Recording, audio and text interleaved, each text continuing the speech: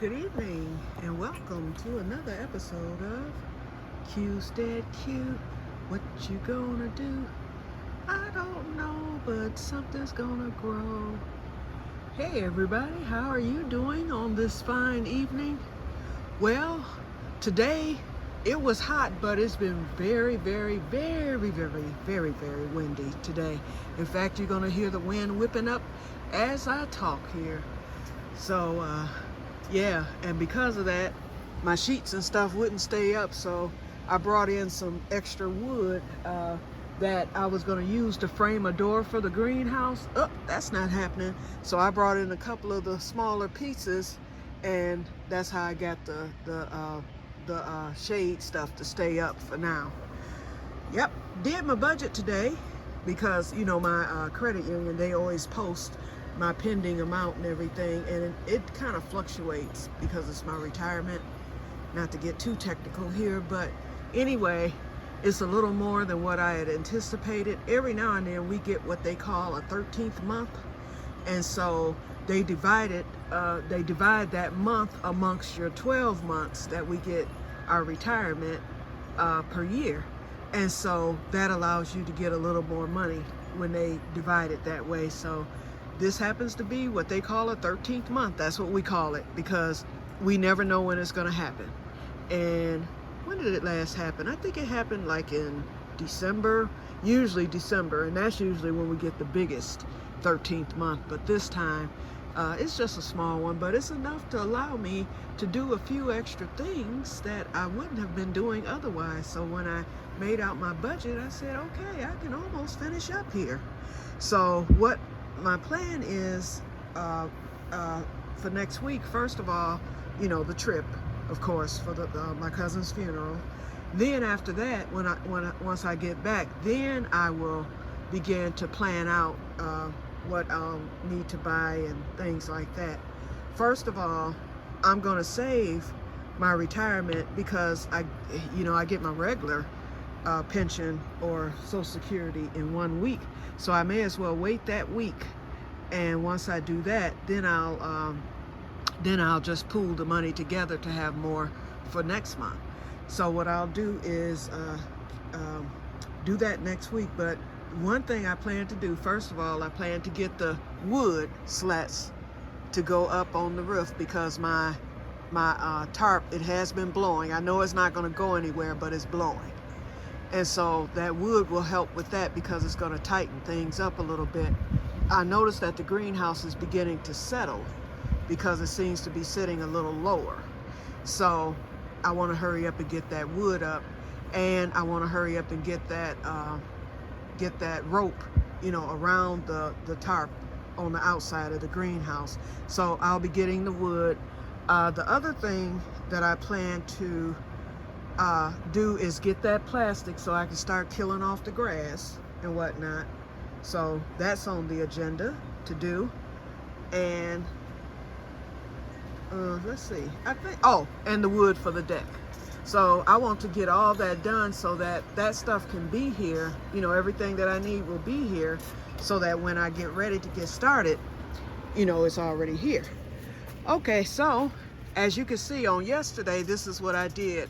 I took yarn and I strung it to the tomatoes up to the rafter and some of the flowers, like that sunflower there. I did the same with the peppers. Let's see, I did one thing of the grapevine, and I still have a few more like that cucumber. I have to do that one.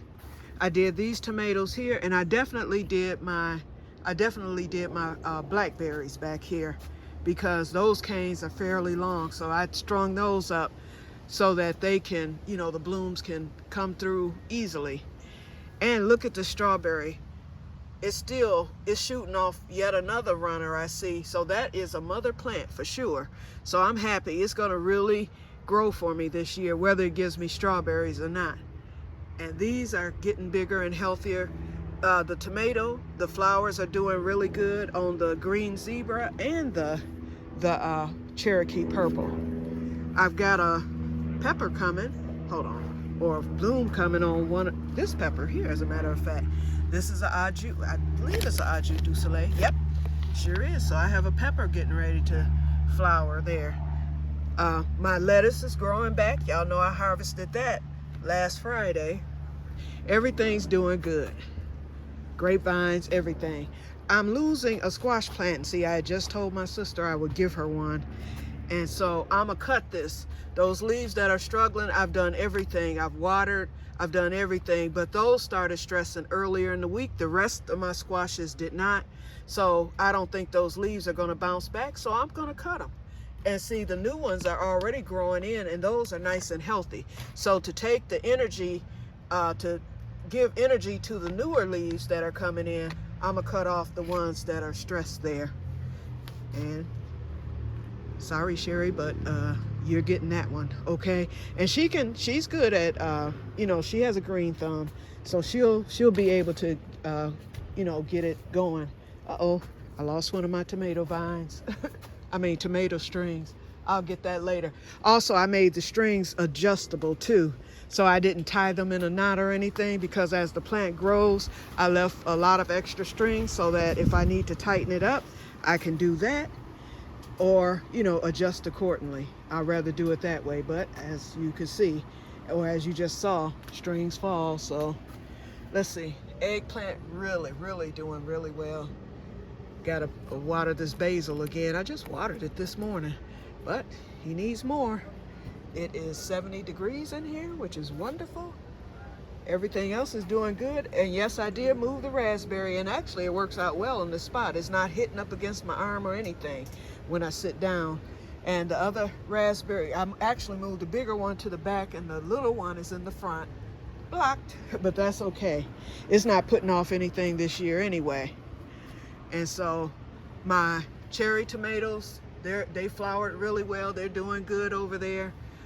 These flowered, these are those cherry tomatoes that come in like a little vine. This flowered, I'm not seeing them right now. They're probably on the other side. But when I tied those up, I noticed that they had flowered. And my beefsteak is doing better now that I've strung it up. So it's getting air. It's not blocked off like it had been. Ground cherries really doing good. Down here, those are the goldies. Everything's doing good in here.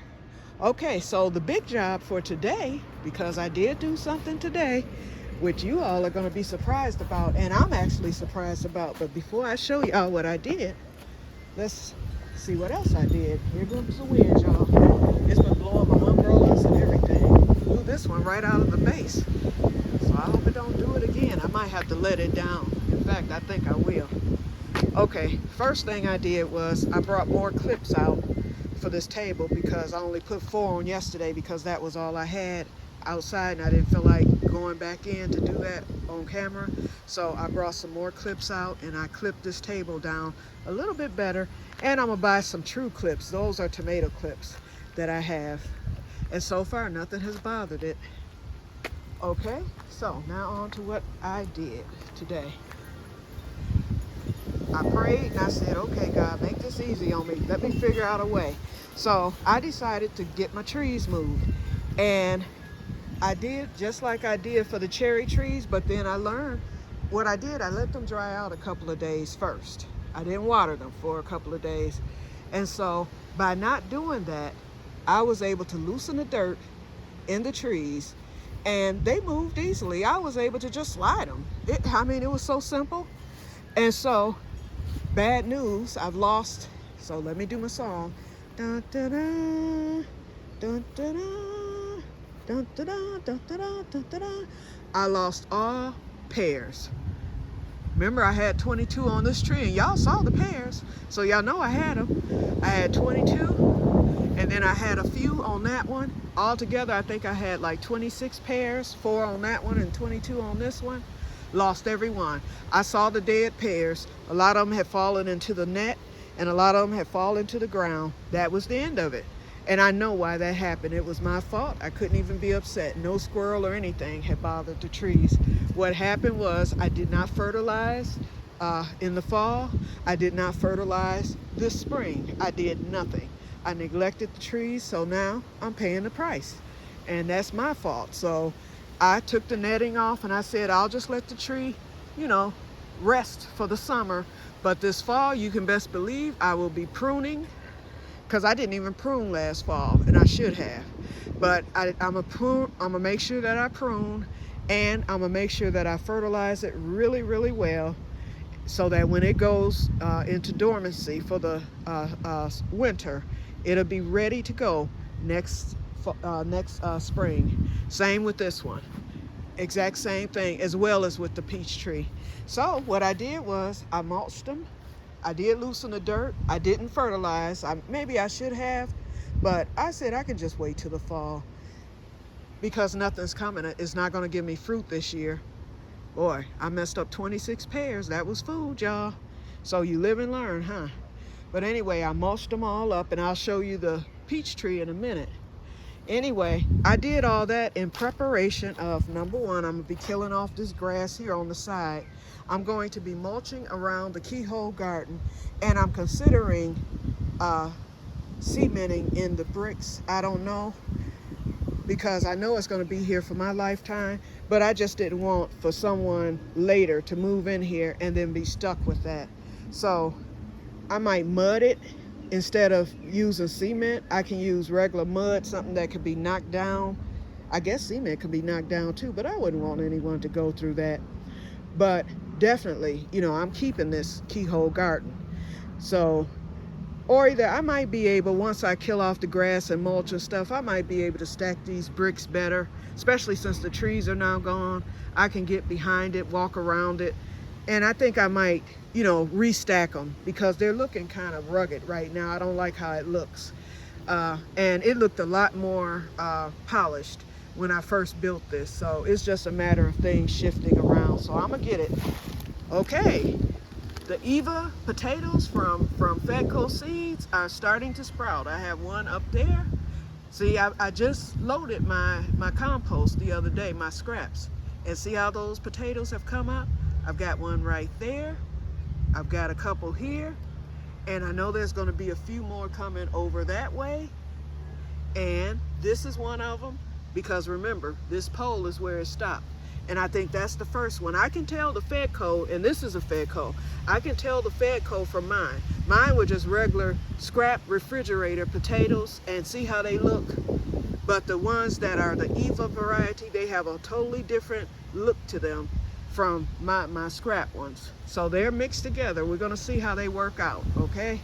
I might dig mine up and put them into that second garden table, the one that I said that if I can get that thing fixed, and that's on the list too. I'm not able to tip it. The table itself is heavy, so I'm gonna have to get on the ground with that drill, and the screw is already there. All I have to do is re-screw it in. And then I'm gonna put a longer one in for extra reinforcement. So once that's done, I can fill it full of hay, and I might transfer these potatoes over there, you know, because they did just come up. I don't think they've established yet. Then again, I might wait. I think they're a little too close, but we're gonna find out in the near future. I hope there's room so that they can grow and grow big, all of them, especially my Que-stead-Que. I care less about the refrigerator ones. In fact, that's why I want to get them out of there, to give the Que-stead-Que potato plants more space to grow. In fact, if anything, I can move the Que-stead-Que, the refrigerator ones over there, where that one popped up and no others did. So I can do that. I'm going to be digging up my asparagus. This one is ready. I can dig this up now and move it, because once it goes into ferning, and fern is, it looks like a fern. So that's what they call it, ferning. That means that it's through producing asparagus for the year, and it ferns up, and the bush will just get bigger and bigger throughout the summer. And I always thought you needed to cut it down, but I found out you are not supposed to cut it. You're supposed to let it stay fern and let it die back on its own. This one isn't quite finished yet, as you can see. In fact, let me snap this thing. It done got big. And y'all saw the other day when I discovered it. It had just started up. See, like that one right there. So I've got one coming, and I saw another one that I'm not seeing now. Okay, that one. Oh, this one. Nope, that one. That's from where I had picked another one. Okay, so this one, once this one comes in where my finger is, then this will be ready. And then I'll get that one dug up. They're marked, so I know where they're at. because like I said, I'm gonna have to go on and dig them up before I can lay the tarp down to kill off this grass back here. And then nothing else will be back here. I'm trying to kill off as much grass as I can to make it easier on me with cutting and weed whacking. I'm gonna kill off all this. I'll leave the grass up on the bottom part of the fence, but starting at the black tarp at the keyhole garden at the hill, that's where I will be killing off the grass. I'm gonna kill off this here, and y'all know on the other side of the greenhouse and the front of the greenhouse, this whole area here, the grass is gonna be killed off. I'm gonna leave that back there. Although I did weed whack, that was fairly simple to maintain. Okay, here we go. This is where I put the peach tree. And once again, neglect. Look what's there, a peach. And I know he's gonna die. He doesn't look healthy. He hasn't been fertilized. He feels a little soft. I'm gonna let it stay there and let a squirrel get it. But had I fertilized this tree, number one, it would have had more leaves.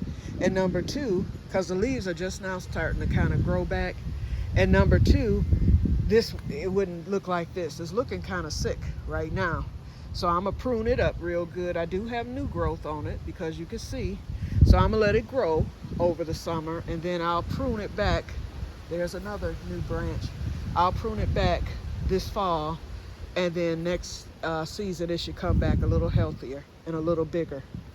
So that's what I did today, and it wasn't hard at all. And I think the trees, look, I was gonna put them on the side of the house, but I said a little that could shade out the greenhouse a little bit, and I think they look okay in the middle, you know, like that. They look better than what they looked. Okay, so that's it. And I couldn't move them any closer to the greenhouse simply because I don't want a squirrel to be able to hop, you know, get in the tree and then hop onto the greenhouse. He might slide off or whatever, but you never know what may happen. Oh, this thing fell again. But anyway, oh, another thing I did too, and that's why my crates are looking kind of rough. I brought in 4 of the pallets as a test, and I think it's gonna work out because 4 crates can fit on top of a pallet. I don't have them straight right now. I got tired, so I stopped. But all the plants that aren't vining plants, which will be the green beans back there, the strawberries, you know, everything that doesn't vine, I'm gonna put together, and I'm gonna have the 4 crates here, the 4 bread pallets, just so that the crates will set up a little bit higher, just a wee bit higher, and I won't have to bend as much. I said either that or I'll just keep them on the floor. But I was thinking that the plants will get more airflow being up off the ground. That's why I used to like to double stack my crates, for that reason alone, because the plants would get airflow, and I never have been bothered with disease or pest issues. Never, not in the greenhouse at least. But now, things I've planted outside, I've had, like last year, I got no cucumbers at all. That was my crop failure for last year, because it got attacked by something, and I mean, those cucumbers were coming on good and strong and beautiful. Next thing I knew, that plant I walked out there one day and that plant was pretty much decimated. It was yellow. The cucumbers died. I think I got maybe 1 cucumber off of it, and it wasn't of any significance. I didn't even eat it because I was scared to. So hopefully this year, with the Diva cucumber that doesn't need to be pollinated, hopefully this year the protection of the greenhouse will allow me to get cucumbers. Okay, y'all, so that's about it for today. Just wanted to let you know I've been a little busy bee, well, a big busy bee over here today. So tomorrow's agenda will be, let's see, oh, I think I'm gonna start pulling the weeds tomorrow, because I know that they won't grow back within a week. Hopefully not, but I can get them pulled, you know, a little bit at a time, and have them ready so that once I get that tarp, I'll get it laid, and then I'm gonna put mulch over the area where I lay the tarp too. So I'm gonna go and buy 10 more bags of mulch. That should just about do it. Okay, so we're at 20 minutes here, so my time is up.